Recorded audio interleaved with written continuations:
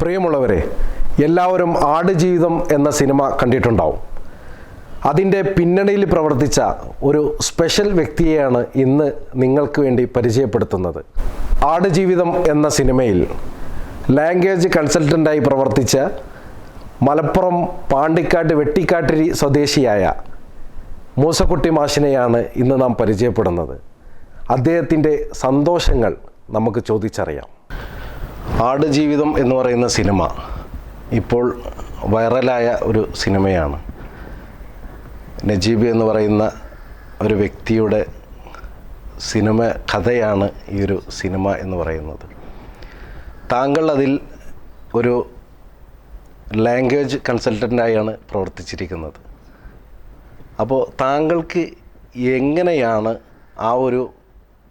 അതിലേക്ക് ഈ ഒരു സിനിമയിലേക്ക് എത്തിച്ചേരാനുണ്ട ഒരു സാഹചര്യം എന്താണ്? ഞാൻ ബേസിക്കായിട്ട് മനസ്സിലാക്കുന്നത്, ഞാൻ സൗദി അറേബ്യയിൽ പഠിച്ചതാണ്. ഇവിടുത്തെ പഠനം കഴിഞ്ഞ് ഉപരിപഠനം സൗദി അറേബ്യയിലാണ് നടത്തിയത്, റിയാദ് കിങ്സ് സൗദി യൂണിവേഴ്സിറ്റിയിൽ. അപ്പോൾ അതിനുശേഷം ദീർഘകാലം ഒരു 3 പതിറ്റാണ്ടോളം സൗദിയിൽ വിവിധ രംഗങ്ങളിൽ വർക്ക് ചെയ്തിട്ടുണ്ട്. മീഡിയ രംഗത്തും ട്രാൻസ്ലേഷൻ രംഗത്തും അല്ലാതെയൊക്കെ വിവിധ മൾട്ടിനാഷണൽ കമ്പനിയിലൊക്കെ വർക്ക് ചെയ്തിട്ടുണ്ട്. അപ്പോൾ അതിൽ നിന്ന് നമുക്കുണ്ടായ അതിൻ്റെ ഒരു ബാക്ക്ഗ്രൗണ്ട് എന്ന് വെച്ചാൽ നമ്മൾ അറബ് സമൂഹമായിട്ടുള്ള ബന്ധം, അവരുടെ കൾച്ചർ, അവരുടെ രീതികൾ. അപ്പോൾ ഇതൊക്കെ ആണ് ശരിക്കും എനിക്ക് അതിലേക്ക് വരാനുള്ള ഒരു പ്രചോദനം എന്ന് വെച്ചാൽ അതിലൊരു ക്വാളിറ്റി എന്ന് പറയുന്നത്. അതുകൊണ്ടായിരിക്കാം ബ്ലസ്സി സാറ് എന്നെ ടെൻഡർ നടത്തിയതിന് ശേഷം ഇതിന് വിഷയം കൈകാര്യം ചെയ്യാൻ വേണ്ടി എന്നെ അദ്ദേഹം തിരഞ്ഞെടുത്തത്. അതിലേക്ക് വരുന്നത് എങ്ങനെയാണെന്ന് ചോദിച്ചാൽ, നമ്മുടെ സാഹിത്യകാരൻ വി മുസഫർ അഹമ്മദ് ഉണ്ട്, നിങ്ങൾക്കറിയാമായിരിക്കും. അദ്ദേഹം മരുഭൂമിയുടെ ആത്മകഥ ഒക്കെ എഴുതിയ വലിയ വ്യക്തിത്വമാണ്. അദ്ദേഹം മുഖേന, അതുപോലെ തന്നെ നമ്മുടെ മാധ്യമം എഡിറ്റർ വി ഇബ്രാഹിം, ഇവരൊക്കെയാണ് എന്നെ ബന്ധപ്പെട്ടത് ഈ ഒരു വിഷയം വന്നുകൊണ്ട്. അന്ന് എനിക്ക് ബ്ലസ്സി സാറിന് നേരിട്ട് ബന്ധമില്ലല്ലോ. അപ്പോൾ തീർച്ചയായിട്ടും അവരൊക്കെ എന്നോട് ബന്ധപ്പെടുകയും ഇങ്ങനെ ഒരു പ്രൊജക്റ്റ് ഉണ്ട്, ആ പ്രൊജക്റ്റ് ഏറ്റെടുക്കാൻ പറ്റുമോ എന്ന് ചോദിക്കുകയും ചെയ്ത്. അപ്പോൾ അങ്ങനെയാണ് ഞാൻ ആദ്യമായിട്ട് അതിലേക്ക് എത്തിപ്പെടുന്നത്, ഈ ഒരു വിഷയത്തിലേക്ക് എത്തിപ്പെടുന്നത്. താങ്കൾ ഇതിൻ്റെ മുന്നേ ഈ സിനിമാ മേഖലയിൽ ഇത്തരം പ്രവർത്തനങ്ങൾ ചെയ്തിട്ടുണ്ടോ? ഇത്രയും പിന്നണിയിൽ ലാംഗ്വേജ് കൺസൾട്ടൻ്റായിട്ടോ മറ്റോ വർക്ക് ചെയ്തിട്ടുണ്ടോ? ഇല്ല, ഈ അർത്ഥത്തിലില്ല. അതേസമയത്ത് ചില ബൈലൈനുകൾ കാര്യങ്ങൾ ചില അഡ്വൈസ് ഇങ്ങനെ പലർക്കും ചെയ്ത് കൊടുത്തിട്ടുണ്ടെന്നല്ലാതെ ഈ അർത്ഥത്തിൽ ഒരു വർക്ക് ചെയ്തിട്ടില്ല. അത് ആദ്യമായിട്ടാണ് ചെയ്തത് ഇത്ര വലിയൊരു ബിഗ് ബഡ്ജറ്റ് ചിത്രത്തിലാണ്. ആടുജീവിതം പോലെയുള്ള എല്ലാവരും പ്രതീക്ഷയോടെ കാത്തിരുന്ന, ഇപ്പോഴും തിയേറ്ററുകൾ നിറഞ്ഞുകൊണ്ടിരിക്കുന്ന അങ്ങനെ ഒരു സിനിമയുടെ കൂടെയാണ് എന്നത്, അതുപോലെ തന്നെ ബ്ലസ്സി സാറിനെ പോലെയുള്ള വലിയൊരു ഡയറക്ടർ കൂടെയാണ് എന്നത് തീർച്ചയായിട്ടും അഭിമാനത്തിന് വക നൽകുന്ന ഒരു വിഷയം തന്നെയാണ്. താങ്കൾ ഒരുപാട് ഈ ഒരു ആടുജീവിതം എന്ന് പറയുന്ന സിനിമ 1-2 വർഷങ്ങൾ കൊണ്ടുണ്ടായ ഒരു സംഭവമല്ല. ഏകദേശം 7 വർഷത്തോളം ആയിട്ടുണ്ട് എന്നാണ് ഞാൻ മനസ്സിലാക്കുന്നത്. അതിൻ്റെ ഇടയിൽ കൊറോണ എന്ന് പറയുന്ന ഒരു സംഭവം വന്നു. അപ്പോൾ ഈ ഒരു 7 വർഷ ഈ ഒരു കാലയളവിൽ ഇപ്പോൾ നമ്മുടെ ബ്ലസ്സി സാറായാലും, അതുപോലെ തന്നെ നടൻ പൃഥ്വിരാജ് ആയാലും, അതുപോലെ ബെന്യാമിനായാലും, അവരോടൊരു സഹവാസം നിങ്ങൾ ഒരുപാട് അനുഭവിച്ചറിഞ്ഞതാണ്. അവരോടൊപ്പം പ്രവർത്തിച്ച ആ ഒരു മേഖലയിൽ നിങ്ങൾ ഒരുപാട് അവരെ അനുഭവിച്ചറിഞ്ഞാണ്. ആ ഒരു അനുഭവം എങ്ങനെയായിരുന്നു താങ്കൾക്ക് ഉണ്ടായത്? തീർച്ചയായിട്ടും വളരെ ഹൃദ്യമായിരുന്നു. അതായത് ഇപ്പം നിങ്ങൾ പറഞ്ഞ പോലെ 2018 മുതൽ തന്നെ ഈ ഫിലിമായിട്ട് ബന്ധപ്പെട്ടുകൊണ്ട് ഞാൻ വർക്ക് ചെയ്യുന്നുണ്ട്. ഇപ്പോൾ ട്രാൻസ്ലേഷനിലേക്ക് വരുന്നതിൻ്റെ മുമ്പ് തന്നെ ഇപ്പോൾ ഇതിൻ്റെ കോസ്റ്റ്യൂം ആയാലും ആർട്ട് വിഭാഗമായാലും അവരൊക്കെ തന്നെ എന്നോട് ബന്ധപ്പെടുകയും ഇതിൻ്റെ പല രീതിയിലുള്ള അറബികളുടെ കൾച്ചർ, അവരുടെ ഡ്രസ്സ്, അവരുടെ വിഷയങ്ങൾ അതൊക്കെ സെർച്ച് ചെയ്ത് അങ്ങനെയാണ് ചെയ്തിട്ടുണ്ട്. പിന്നെയാണ് ട്രാൻസ്ലേഷനിലേക്ക് ശരിക്കും പറഞ്ഞാൽ വരുന്നത്. അപ്പോൾ ആ സമയം മുതൽ തന്നെ അതുപോലെ തന്നെ കോവിഡ് കാലത്തിൻ്റെ ഇത് പറയുകയാണെങ്കിൽ പറയും വേണ്ട.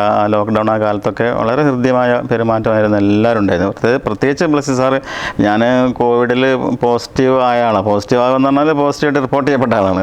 കോവിഡ് കാലത്ത് ഗൾഫിൽ നിന്ന് അവിടുന്ന് ജോർഡാനിൽ തിരിച്ചു വന്ന് മഞ്ചേരി മെഡിക്കൽ കോളേജിൽ ഞാൻ കോവിഡ് പോസിറ്റീവായിട്ടൊരു 2 ആഴ്ചയോളം ഉണ്ടായിരുന്നു, 10-12 ദിവസം. ആ സമയത്തൊക്കെ തന്നെ ബ്ലസ്സി സാറ് എപ്പോഴും വിളിച്ചുകൊണ്ടിരിക്കുകയും അന്വേഷിച്ചുകൊണ്ടിരിക്കുകയും ഒക്കെ ചെയ്തുകൊണ്ടിരുന്നതാണ്. വളരെ ഹൃദ്യമായ അനുഭവമാണ് എനിക്ക് സത്യം പറഞ്ഞാൽ ഈ ഒരു ഫീൽഡിൽ നിന്ന് കിട്ടിയിട്ടുള്ളത്. ഞങ്ങൾ ഈ കൊറോണ സമയത്തൊക്കെ എങ്ങനെയായിരുന്നു ഈ ഒരു സിനിമ നടന്നിരുന്നോ അതോ എങ്ങനെയായിരുന്നു ഉണ്ടായിരുന്നത്? കൊറോണ കാലത്ത് 2019-ലാണിത്. രണ്ടാമത്തെ ഷെഡ്യൂളാണത്. ഫസ്റ്റ് ഷെഡ്യൂള് ഒരു മാസം പൂർത്തിയാക്കി തിരിച്ചു വന്നിരുന്നു. ജോർഡാനിൽ ഫസ്റ്റ് ഷെഡ്യൂൾ പൂർത്തിയാക്കി തിരിച്ചു വന്നതിന് ശേഷം സെക്കൻഡ് ഷെഡ്യൂളിലാണ് ഈ കൊറോണയിൽ പെടുന്നത് 2019. അപ്പം അന്ന് ഇവിടുന്ന് ചെല്ലുന്നത് തന്നെ ഞാൻ ഇവരൊക്കെ ആദ്യം പോയിരുന്നു, പ്ലസ് സാറും ടീമൊക്കെ ആദ്യം തന്നെ പോയിരുന്നു. പിന്നെ എനിക്ക് കോളേജിൽ എക്സാം എന്തോ ഉണ്ടായിട്ട് കുറച്ച് വൈകിയാണ് പോയത്, 8-10 ദിവസം വൈകിയാണ് പോയത്. എൻ്റെ കൂടെ തന്നെയാണ് അറബ് നടന്മാരായ ഡോക്ടർ താലിബ് ബലൂഷിയും അതുപോലെ റിക്കാബയൊക്കെ വന്നത്. ഞങ്ങൾ പിന്നെ അന്ന് ഞാൻ ഇവിടുന്ന് പോകുമ്പോൾ തന്നെ കാലിക്കറ്റ് എയർപോർട്ടിൽ പോകുമ്പോൾ തന്നെ ഒരു വല്ലാത്തൊരവസ്ഥ നിലനിൽക്കുന്നുണ്ട്. പക്ഷേ എങ്കിലും ഒരു ലോക്ക്ഡൗണിലേക്ക് പോയിട്ടില്ല. അപ്പോൾ എന്നോട് തന്നെ പലരും ചോദിച്ചു, എന്തിനാണ് നിങ്ങളിപ്പോൾ പോകുന്നത്, ഇത് വലിയ പ്രതിസന്ധിയുള്ള സമയമല്ലേ, നിങ്ങളെങ്ങനെയാണ് ഇപ്പോൾ പോകുകയെന്നൊക്കെ ചോദിച്ചു. ഇവിടുന്ന് പോയപ്പോൾ തന്നെ വീട്ടിൽ നിന്ന് വൈഫൊക്കെ ചോദിച്ചിരുന്നു. അപ്പോൾ ഞാൻ അങ്ങനെയൊന്നും ഉണ്ടാവില്ല, അതൊന്നും സംഭവിക്കില്ല. പിന്നെ മാത്രമല്ല സാറിൻ്റെ ടീമിൻ്റെ കൂടെയാണ്, വലിയ പ്രശ്നങ്ങളൊന്നും ഉണ്ടാവില്ല എന്നൊക്കെ പറഞ്ഞ് അവരെ അങ്ങനെ പറഞ്ഞ് ഫലിപ്പിച്ചു. പക്ഷേ സംഭവിച്ചെന്താണെന്ന് ചോദിച്ചാൽ പിന്നെ ഇൻ്റർനാഷണൽ അവിടെ പിന്നെ അമ്മാൻ എയർപോർട്ടിൽ എത്തിയപ്പോൾ അന്ന് അവിടെ ഞങ്ങൾ ഈ ഫ്ലൈറ്റ് വന്നതോടുകൂടി അവിടെ ലോക്ക്ഡൗൺ അടക്കാണ്, എയർപോർട്ട് ക്ലോസ് ചെയ്യാം. പിന്നെ ഞങ്ങൾ നേരെ കൊണ്ടുപോയത് ക്വാറന്റൈനിലേക്കാണ്. ഞാനും എൻ്റെ കൂടെയുള്ള ഈ അവർ പിന്നെ അവിടുന്ന് ബോംബെയിൽ നിന്നും ഒമാനിൽ നിന്നും പിന്നെ UAE നിന്നൊക്കെയാണ് വരുന്നത്. അവർ രണ്ടുപേരും വേറെ ഹോട്ടലിൽ, ഞാൻ വേറെ ഹോട്ടലിലാണ്. എനിക്ക് കിട്ടിയ മൂവാമ്പിക്ക് ഹോട്ടലാണ്, 5 സ്റ്റാർ ഹോട്ടലാണ്. അങ്ങനെ നേരെ അവിടെയാണ് ക്വാറന്റൈനിലാണ് പോയത്. തീർച്ചയായിട്ടും ഒരു 2 ആഴ്ച കാലം നല്ല എന്ന് പറഞ്ഞാൽ നമുക്ക് നല്ല സൗകര്യങ്ങളുണ്ടായിരുന്നു. 5 സ്റ്റാർ ഹോട്ടലാണല്ലോ, നല്ല സൗകര്യമുണ്ട്. പക്ഷേ എന്ത് സൗകര്യമാണെങ്കിലും പിന്നെ ഒറ്റപ്പെട്ട ഒരവസ്ഥയല്ലേ, ഒറ്റപ്പെട്ട അവസ്ഥ. എല്ലാവരും ഈ ഹോട്ടൽ ഫുൾ ഇതേപോലെ പല രാജ്യത്തും വന്ന ഫ്ലൈറ്റിൽ വന്ന് അവിടെ ഇറങ്ങിയവർ പുറത്തേക്ക് ഇറങ്ങാത്ത രൂപത്തിൽ ഇറങ്ങാൻ പറ്റില്ല. സൗകര്യങ്ങളുണ്ട്, പക്ഷേ ഭയങ്കര സൗകര്യങ്ങളുണ്ട്. പക്ഷേ പിന്നെ ഫുഡും കാര്യങ്ങളൊക്കെ 5 സ്റ്റാർ ആണ്. പക്ഷേ ഒറ്റപ്പെട്ടു പോയി. മാത്രമല്ല എൻ്റെ ഹോട്ടലിലെ റൂമിലെ ഒരു വാൾ നിറയെ പിന്നെ സ്ക്രീനാണ്, അതായത് TV ആണ് ഫുള്ളാണ്.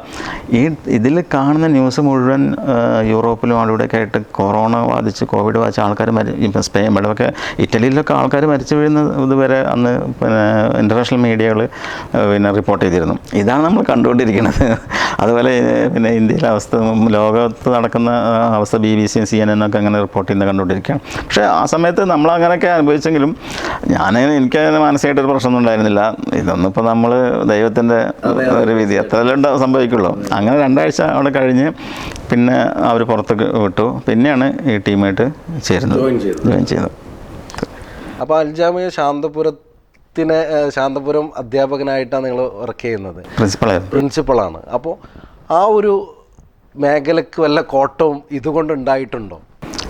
അത് പിന്നെ കോട്ടം ഉണ്ടായിട്ടുണ്ടോ എന്ന് ചോദിച്ചാൽ, ഞാനൊരു ഡിപ്പാർട്ട്മെൻറ്റിൻ്റെ ഡീനാണ്. അതായത് faculty of languages and translation എന്ന് പറയുന്ന ഒരു PG ഡിപ്ലോമ കോഴ്സിൻ്റെ ഡീനാണ്. സ്വാഭാവികമായിട്ടും എൻ്റെ സാന്നിധ്യം ഇച്ചിരി പ്രശ്നങ്ങളൊക്കെ ഉണ്ടായിട്ടുണ്ടാവും. ഓക്കെ, അപ്പോൾ അതുകൊണ്ട് തന്നെ പിന്നെ ഞാൻ ലീവ് എടുക്കുമ്പോൾ അതിൻ്റേതായ നഷ്ടങ്ങൾ ക്ലാസ്സിലും കുട്ടികളുടെ അടുത്തൊക്കെ ഉണ്ടായിട്ടുണ്ട്. പക്ഷേ അപ്പോഴും ഇത് ഒരു വലിയൊരു പ്രൊജക്റ്റിൻ്റെ ഭാഗമാണ്, നമുക്കൊരു വലിയൊരു ഓപ്പണിങ്ങിൻ്റെ ഭാഗമാണ് എന്ന അർത്ഥത്തിൽ. മാത്രമല്ല നമ്മുടെ ഈ ഒരു ട്രാൻസ്ലേറ്റർ എന്ന ഇമേജ് നമുക്ക് ക്ലാസ്സിലും പിന്നെ കോളേജിലൊക്കെ തന്നെ ഉപയോഗപ്പെടുത്താൻ പറ്റും. ആ അർത്ഥത്തിൽ നമുക്ക് അങ്ങനെ ഒരു നഷ്ടം എന്നൊന്നും പറഞ്ഞുകൂടാ. എന്താ പറയുക, സമയത്തിൻ്റെ കുറച്ച് നഷ്ടം സംഭവിച്ചു എന്ന് വെച്ചാൽ വേറെ പ്രശ്നങ്ങളൊന്നും ഉണ്ടായിട്ടില്ല. രണ്ടും മാനേജ് ചെയ്ത് പോകാൻ എനിക്ക് കഴിഞ്ഞിട്ടുണ്ട്. അല്ല, ഞാൻ പറയുന്നത് ഇപ്പോൾ പിന്നെ ശാന്തപുരം കോളേജിൻ്റെ ഭാഗത്ത് നിന്ന് താങ്കൾക്ക് എന്തെങ്കിലും നല്ല പ്രോത്സാഹനമായിട്ട് എങ്ങനെയായിരുന്നു അവർ ഈ ഒരു കാര്യത്തെ കണ്ടിരുന്നത്? തീർച്ചയായിട്ടും പ്രോത്സാഹനം തന്നെ ഉണ്ടായിരുന്നു. ഞാനിപ്പോൾ ഈ വിഷയമൊക്കെ ഇപ്പോൾ ലീവ് എടുക്കുമ്പോഴൊക്കെ ഡോക്ടർ അബ്ദുസലാം അതിൻ്റെ റെക്ടറായിട്ട് സംസാരിക്കാറുണ്ട്. അദ്ദേഹത്തിൻ്റെ ഭാഗത്ത് നിന്ന് നമുക്ക് അനുമതി കിട്ടിയിട്ടുണ്ട്. പ്രോത്സാഹനം തന്നെ ഉണ്ടായിരുന്നത്. അങ്ങനെ ഒരു പിന്നെ നിരുത്സാഹപ്പെടുത്തുന്ന വിഷയമൊന്നും ഉണ്ടായിട്ടില്ല. നല്ല സപ്പോർട്ട് തന്നെ ഉണ്ടായിരുന്നു. എൻ്റെ കൊളീഗ്സും ഒക്കെ സപ്പോർട്ട് തന്നെയായിരുന്നു. അവരൊക്കെ പിന്നെ ഞാൻ ഈ ഒരു പ്രൊജക്റ്റിൽ വർക്ക് ചെയ്യുന്നതിന് അപ്രിഷ്യേറ്റ് ചെയ്യുകയാണ് ചെയ്തത്. ആർക്കും ഒരു പ്രയാസമൊന്നും ഉണ്ടായിട്ടില്ല. ഞാൻ ഈ അടുത്തിടെ ഇത് ഇറങ്ങിയതിന് ശേഷം പല റിവ്യൂസുകളും കാണാനിടയായിട്ടുണ്ട്.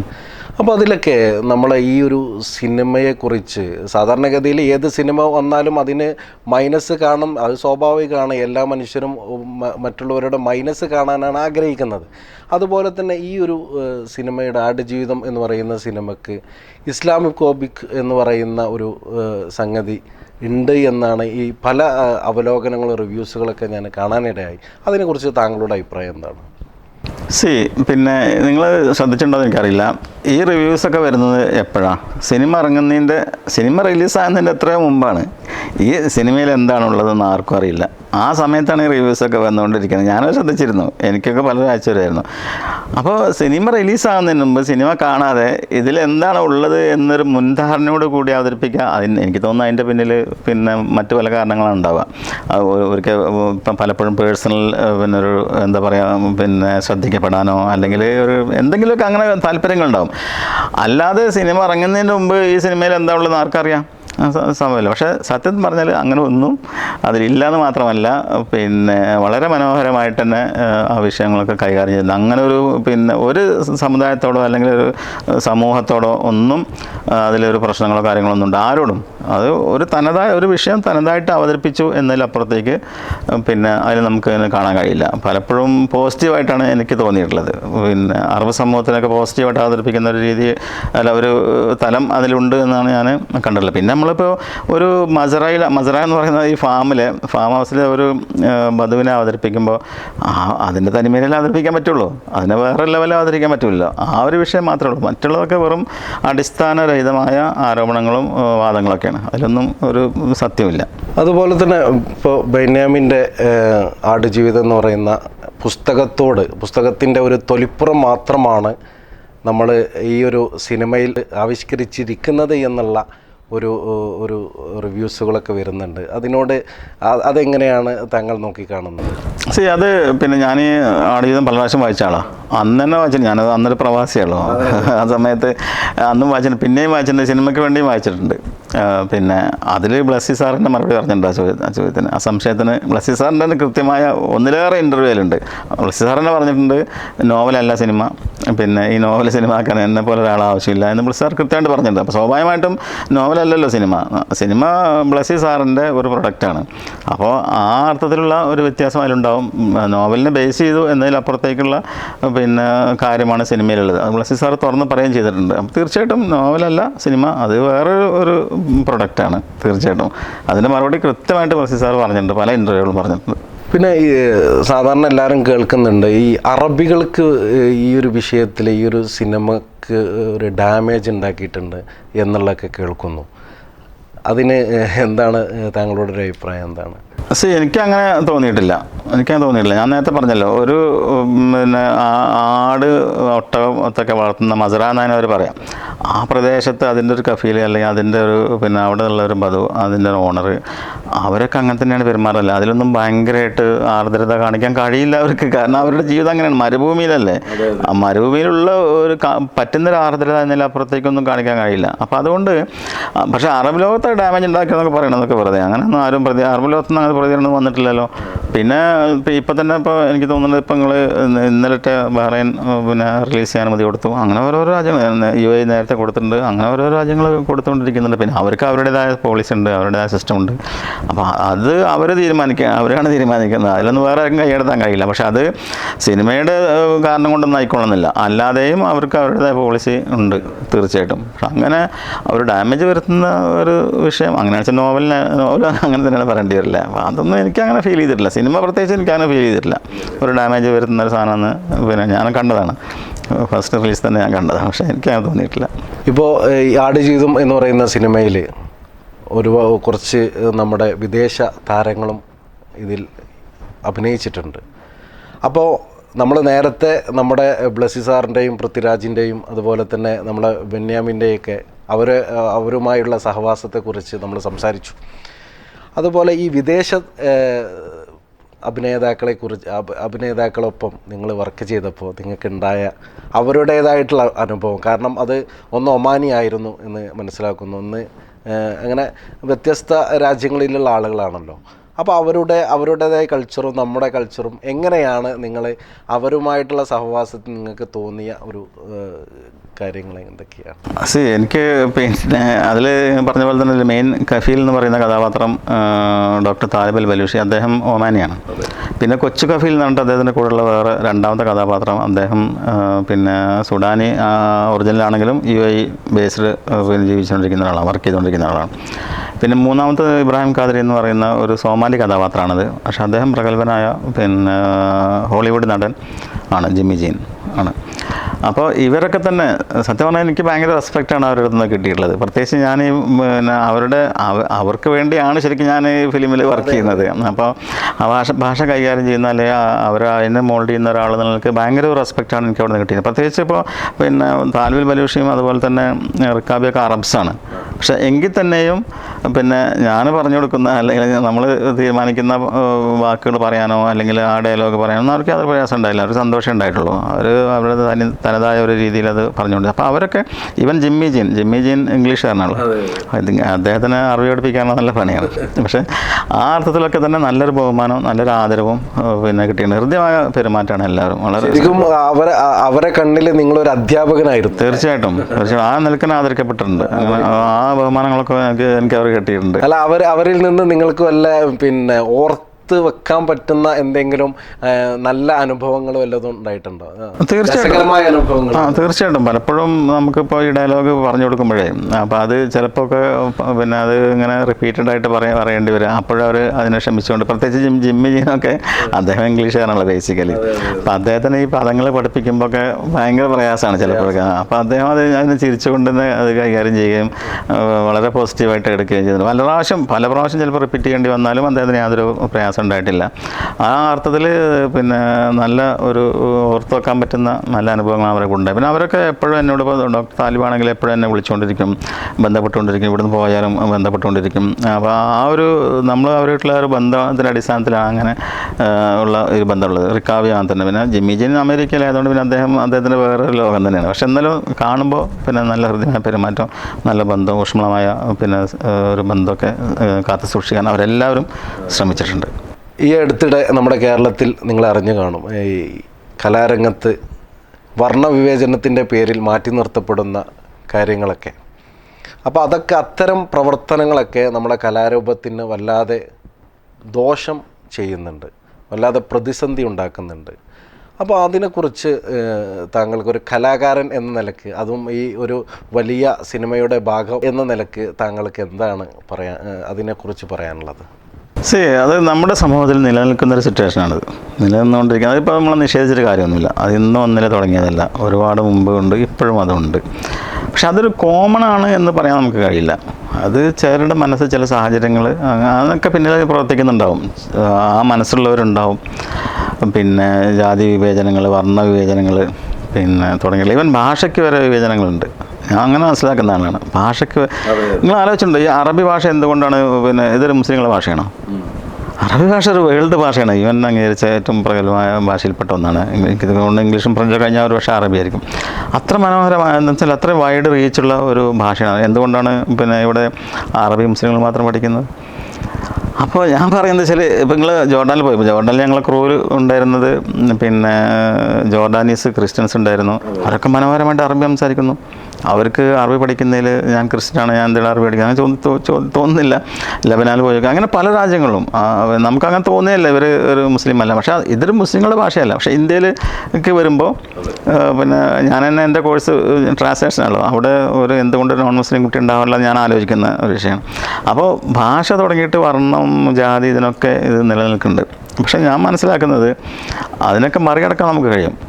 നമുക്ക് ഇച്ഛാശക്തി ഉണ്ടെങ്കിൽ അതിനൊക്കെ മറികടക്കാനും വളരാനും കഴിയും. നമ്മൾ അത്തരം സംഭവങ്ങൾ നേരിടുമ്പോൾ തകർന്നു പോകുന്നതാണ്. അല്ലെങ്കിൽ ഞാനൊരു വർണ്ണ വിവേചനം നേരിട്ടു അല്ലെങ്കിൽ ജാതി വിവേചനം നേരിട്ടു എന്നൊക്കെ ചിന്തിച്ചുകൊണ്ട് നമ്മൾ ഡെസ്പാവുന്നതാണ് ശരിക്കും പറഞ്ഞാൽ പ്രയാസം. അതിനെ നേരിട്ട് കൊണ്ട് മുന്നോട്ട് പോവുക എന്ന് തന്നെയാണ് അതിൻ്റെ ഒരു മാർഗ്ഗം. അപ്പോൾ അത് എല്ലാ കാലത്തും ഉണ്ടാകും, അത് ഇനിയും തുടരും. അത് നിൽക്കുന്നൊന്നും നമുക്ക് പറയാൻ കഴിയില്ല. നമ്മൾ ഇപ്പം കേരളം എന്നൊക്കെ പറഞ്ഞാൽ എത്ര സിവിലൈസ്ഡ് സമൂഹമാണ് ആയിട്ടാണ് അറിയപ്പെടുന്നത്. പക്ഷേ കേരളത്തിൽ അത് നിൽക്കുന്നില്ല. ഇപ്പോൾ ഈ അടുത്ത സംഭവം നമുക്കറിയാലോ. അപ്പോൾ അത് തുടരും. പക്ഷേ അതിനെ മറികടന്നുകൊണ്ട് പിന്നെ അതിജീവിക്കുക എന്നതാണ് ശരിക്കും അതിനുള്ള ഒരു നമ്മൾ ചെയ്യേണ്ട ഒരു കാര്യം എന്നാണ് എനിക്ക് തോന്നുന്നത്. തീർച്ചയായിട്ടും അങ്ങനെ സംഭവിക്കുമ്പോൾ അത്തരം വിവേചനങ്ങളൊന്നും നിലനിൽക്കുകയില്ല. സിനിമാ രംഗത്തേക്ക് ഒത്തിരി പേര് നിങ്ങളെപ്പോലെ ലാംഗ്വേജ് കൺസൾട്ടൻ്റായി കടന്നു വരാൻ ഒരുപാട് പേര് ഉണ്ടാവും. നമുക്ക് അറിയുന്നവരും അറിയാത്തവരുമായിട്ടുള്ള ഒരുപാട് പേരുണ്ടാവും. എന്താണ് അവർക്ക് വേണ്ടി പറഞ്ഞു കൊടുക്കാനുള്ളത്? തീർച്ചയായിട്ടും ഞാൻ പിന്നെ പലരോടും പറയാറുണ്ട്, പിന്നെ ഭാഷ ഒരു ആയുധമാണ്. അതെ അതെ, തീർച്ചയായിട്ടും. അപ്പോൾ ഭാഷ കൈകാര്യം ചെയ്യുക എന്നത്, പ്രത്യേകിച്ച് സ്പീക്കിംഗ് ആൻഡ് റൈറ്റിംഗ്, ഫോർ സ്കിൽസിലെ ഏറ്റവും പ്രധാനപ്പെട്ട 2 കാര്യങ്ങൾ. അപ്പോൾ ഭാഷ പിന്നെ സ്വായത്തമാക്കുകയും അത് കൈകാര്യം ചെയ്യാൻ പറ്റുകയും ചെയ്യുന്നവർക്ക് ഒരു വിശാലമായ വാതിലുകൾ ആണ് പിന്നെ തുറന്ന് ഇടപെട്ടിട്ടുള്ളത്. ഇപ്പോൾ സിനിമയിലാണെങ്കിലും സിനിമേതര മേഖലയിലാണെങ്കിലും ഭാഷ ഒരു വലിയ പ്രാധാന്യമാണ്. അപ്പോൾ എനിക്ക് ചെറുപ്പക്കാരോട് പറയാനുള്ളത്, പ്രത്യേകിച്ച് ഇപ്പോൾ പിന്നെ പഠിച്ചുകൊണ്ടിരിക്കുന്ന വളർന്നുകൊണ്ടിരിക്കുന്ന അവർക്ക് സിനിമയിലേക്കും ഒക്കെ കടന്നു വരാൻ ഇപ്പോൾ എല്ലാ സാധ്യതകളുമുണ്ട്. പഴയ പോലെ ഒന്നുമല്ല. പണ്ട് സിനിമയിലേക്കൊക്കെ കടന്നു വരിക പറഞ്ഞാൽ അതിന് ചില റെസ്ട്രിക്ഷനൊക്കെ ഉണ്ടായിരുന്നു. ഇപ്പം അങ്ങനെയൊന്നുമില്ല, ഓപ്പണാണ്, എല്ലാം ഓപ്പണാണ്, ലോകം തന്നെ തുറന്നു വെച്ചാണ്. അപ്പോൾ ശരിക്കും ഇപ്പോൾ അറബിക്ക്, ഇംഗ്ലീഷ്, ഫ്രഞ്ച് തുടങ്ങിയ ഭാഷകൾ, അതേപോലെ മറ്റു യൂറോപ്യൻ ഭാഷകളൊക്കെ നമ്മൾ പഠിക്കുകയാണെങ്കിൽ തീർച്ചയായിട്ടും ഒരുപാട് സാധ്യതകളുണ്ട്, നമ്മൾ അറിയാത്ത സാധ്യതകളുണ്ട്. ഇപ്പോൾ ഇംഗ്ലീഷിലേക്ക് മൊഴിമാറ്റം നടത്താൻ തന്നെ ഒരുപാട് സാധ്യതകളുണ്ട്. അറബിയിലേക്ക് മൊഴിമാറ്റം പിന്നെ ചെയ്യാൻ നിങ്ങൾ പരിശ്രമിച്ച് നോക്കുകയാണെങ്കിൽ ആരും അധികം ആൾക്കാരെ കിട്ടില്ല. നിങ്ങൾക്ക് എൻ്റെ അനുഭവം ഉണ്ട്. എന്നോടൊരു പ്രശസ്ത നോവലിസ്റ്റ്, പിന്നെ അദ്ദേഹത്തിൻ്റെ നോവൽ, ഞാൻ നോവലിൻ്റെ പേര് പറയുന്നില്ല, പക്ഷേ അത് ട്രാൻസ്ലേറ്റ് ചെയ്യാൻ ആവശ്യപ്പെട്ടിരുന്നു.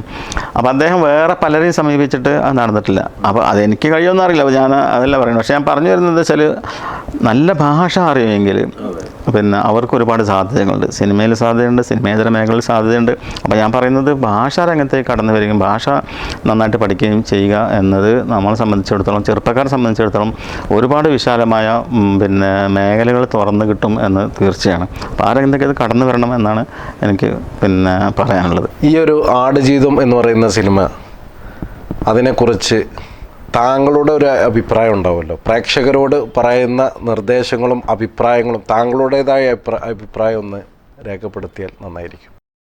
തീർച്ചയായിട്ടും പിന്നെ ഈ സിനിമ ഞാൻ കണ്ടു എന്ന അർത്ഥത്തിൽ എനിക്ക് പറയാനുള്ളത് വളരെ മനോഹരമായ ഒരു സിനിമയാണ്. പക്ഷേ പിന്നെ മലയാളത്തിൽ നിന്നല്ല, ഞാൻ ഒരുപാട് സിനിമകൾ കാണുന്ന മനുഷ്യനാണ്.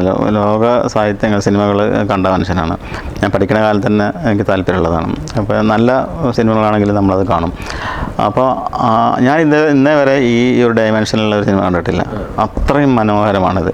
പിന്നെ നമ്മൾ അൾജീരിയൻ മരുഭൂമി, സഹാറ, ജോർദാനിൽ മരുഭൂമി, ഇതൊക്കെ പിന്നെ എത്രമാത്രം മനോഹരമായിട്ടാണ് ബ്ലസി സാർ അത് ചെയ്തിട്ടുള്ളതെന്ന് കണ്ടറിയാനാണ്. അതുപോലെ തന്നെ ഭാഷ, ഇപ്പോൾ നമ്മളെങ്ങനെയാണ്, ഇപ്പോൾ ഭാഷയിൽ താല്പര്യമുള്ളവർക്ക് നമ്മൾ ഈ ഭാഷ എങ്ങനെയാണ് കൈകാര്യം ചെയ്തതെന്ന് അവർക്ക് പിന്നെ പഠിക്കാൻ കഴിയും. അപ്പോൾ അതുകൊണ്ട് തന്നെ ഈ സിനിമ കണ്ടിട്ട് പിന്നെ അതിലൊരുപാട് കാര്യങ്ങൾ പുതുതായിട്ട് നമ്മൾ മറ്റ് സിനിമകളിൽ ഇല്ലാത്ത, അല്ലെങ്കിൽ നമ്മൾ ഇതുവരെ കണ്ടിട്ടില്ലാത്ത ഒരുപാട് കാഴ്ചകളും അനുഭവങ്ങളും നമുക്കിതിലൂടെ കിട്ടാൻ കഴിയും. ടെക്നിക്കലായിട്ട് പോലും ഞാൻ പറയുന്നത് വെറും ഒരു സിനിമ നടക്കില്ല, അതിൻ്റെ ടെക്നിക്കൽ പിന്നെ വശം പോലും നമുക്ക് പിന്നെ പഠിക്കുന്നൊരു കുട്ടി, റിസർച്ച് ചെയ്യുന്ന പിന്നെ ഒരാൾക്ക്, യുവാക്കൾക്ക് പുതിയ പാഠങ്ങൾ നൽകും, പുതിയ മേഖലകൾ തുറന്നിട്ടും എന്ന് തന്നെയാണ് എനിക്ക് പറയാനുള്ളത്. ഞാൻ ഒരു കാര്യം കൂടി, അത് ഞാൻ അവസാനം ചോദിക്കാം എന്ന് വെച്ചാണ്, നമ്മളിപ്പോൾ എല്ലാവരുടെയും സഹവാസത്തെക്കുറിച്ച് നമ്മൾ പറഞ്ഞു. അതിൽ നമ്മൾ A.R. റഹ്മാൻ സാറിൻ്റെ ുമായി ബന്ധപ്പെട്ട സഹവാസം എങ്ങനെയായിരുന്നു? താങ്കളുടെ ഒരു അനുഭവം എന്തായിരുന്നു? നമുക്കറിയാം A.R. റഹ്മാൻ സാറിന് അങ്ങനെ പെട്ടെന്ന് കിട്ടുന്ന ആളല്ല. A.R. റഹ്മാൻ സാർ എന്ന് പറയുന്നത് പിന്നെ വളരെ വില പിടിച്ച, പിന്നെ തിരക്ക് പിടിച്ച മനുഷ്യൻ. പക്ഷേ അദ്ദേഹം ഇപ്പം നമ്മൾ ഷൂട്ടിംഗ് ലൊക്കേഷനിലേക്കൊക്കെ കടന്നു വരുമ്പോൾ ഒരു വല്ലാത്തൊരു എനർജിയാണ് പാസ് ചെയ്യുക. വളരെ വിനീതനായൊരു മനുഷ്യൻ, വളരെ വിനീതൻ. അപ്പോൾ അവിടെ എനിക്ക് തോന്നുന്നത് ലൊക്കേഷനിൽ പിന്നെ നമ്മളെ ക്രൂ മിക്കവാറും പിന്നെ അദ്ദേഹത്തിൻ്റെ കൂടെ നിന്ന് സെൽഫി എടുത്തിട്ടുണ്ട്. അദ്ദേഹത്തിന് ഒരു മടിയൊന്നുമില്ല. അപ്പോൾ അദ്ദേഹം ലൊക്കേഷനിലേക്ക് ഇറങ്ങി വരുമ്പോൾ തന്നെ പിന്നെ എല്ലാവർക്കും ഒരു വല്ലാത്തൊരു മോട്ടിവേഷൻ, ഒരു എനർജി എല്ലാവരും പാസ് ചെയ്യുന്ന പോലെ നമുക്ക് ആ അർത്ഥത്തിൽ പിന്നെ വലിയൊരു മനുഷ്യൻ, പക്ഷേ വളരെ ലളിതമായിട്ട് പിന്നെ നമ്മളുമായിട്ട് എല്ലാവരുമായിട്ടും മിങ്കിൾ ചെയ്യുകയും എല്ലാവരോടും സംസാരിക്കുകയും കിട്ടുന്ന അവസരങ്ങളൊക്കെ ഉപയോഗപ്പെടുത്തുകയും ചെയ്യുന്ന ഒരുപാട് സെക്യൂരിറ്റി പ്രോബ്ലമൊക്കെ ഉണ്ടെങ്കിലും, പക്ഷേ അദ്ദേഹം അതിനൊക്കെ മറികടന്നുകൊണ്ട് പിന്നെ വളരെ ലളിതമായി പിന്നെ ആൾക്കാരോട് സംവദിക്കുന്ന ഒരു സ്വഭാവം. ഞാൻ പറഞ്ഞില്ല, ഒരു വലിയ എനർജിയാണ് അദ്ദേഹത്തെ കാണുകയും അദ്ദേഹത്തോട് സംസാരിക്കുമ്പോൾ നമുക്ക് ലഭിക്കുക. ആദ്യം ചോദിക്കേണ്ട ഒരു സംഗതിയാണ്, അത് ഞാൻ അവസാനത്തിലേക്ക് വെക്കുകയാണ്. കാരണം ഈ ഒരു വലിയ സിനിമക്കൊടുവിൽ അത് അവസാനം ചോദിക്കാമെന്ന് വെച്ചതാണ്. താങ്കളുടെ ഈ കുടുംബം അതിൻ്റെ കാര്യങ്ങളൊക്കെ ഒന്ന് പറയാമോ? പിന്നെ ഞാൻ പറഞ്ഞല്ലോ, ഗൾഫിലാണ് പഠിച്ചത്. ആ സമയത്താണ് ഞാൻ കല്യാണം കഴിക്കുന്നത്. ഭാര്യ സഫിയ, അവൾ പിന്നെ തൊടികപ്പലം സ്വദേശിയാണ്, വളരെ പിന്നെ സഹൃദയാണ്. അപ്പോൾ ഭാര്യയും 3 മക്കളാണ് എനിക്കുള്ളത്. മൂത്ത മോന് ഇപ്പോൾ PG കഴിഞ്ഞ് കഴിഞ്ഞ് നെറ്റും സെറ്റും അതൊക്കെ ചെയ്തുകൊണ്ടിരിക്കുകയാണ്, ഒരു സ്കൂളിൽ വർക്ക് ചെയ്യുന്നുണ്ട്. രണ്ടാമത്തെ മോള് BHMS കഴിഞ്ഞ് പിന്നെ വിവാഹം കഴിച്ചത് ഇവിടെ മേലാറ്റൂരാണ്. PPK കുടുംബത്തിലേക്കാണ്. അവൾ പിന്നെ എറണാകുളത്ത് സെറ്റിൽഡാണ്. ഒരു ക്ലിനിക്കൊക്കെ വെച്ചുകൊണ്ട് അവിടെ വർക്ക് ചെയ്യുന്നുണ്ട്. ഭർത്താവ് അവിടെ തന്നെ ഉണ്ട്. മൂന്നാമത്തെ മോള് ഇപ്പോൾ മാസ് കമ്മ്യൂണിക്കേഷൻ ജേർണലിസത്തിൽ PG കഴിഞ്ഞ് കർണാടക സെൻട്രൽ യൂണിവേഴ്സിറ്റിയിലായിരുന്നു. PG കഴിഞ്ഞ് തിരിച്ചെത്തിയിട്ടുണ്ട്. അവൾ ഒരു കണ്ടന്റ് റൈറ്ററായിട്ട് വർക്ക് ചെയ്യുന്നുണ്ട്. സന്തോഷമായിട്ട് പോകുന്നു. ഓക്കെ. ഇത്ര സമയം നമ്മളോട് സംബന്ധിച്ച് വളരെയധികം സന്തോഷമുണ്ട്. താങ്കൾ ഇത്രത്തോളം നമ്മളോട് സംബന്ധിച്ചതിൽ വളരെയധികം സന്തോഷമുണ്ട്. ആടുജീവിതത്തിൽ നിന്ന് തുടങ്ങി ഇനി വലിയ സിനിമകൾ ഇനിയും താങ്കൾക്ക് ലഭിക്കട്ടെ എന്ന് ആത്മാർത്ഥമായിട്ട് ആശംസിക്കുന്നതോടൊപ്പം തന്നെ പ്രാർത്ഥിക്കുകയും ചെയ്യുകയാണ്. വളരെ സന്തോഷം. നന്ദി.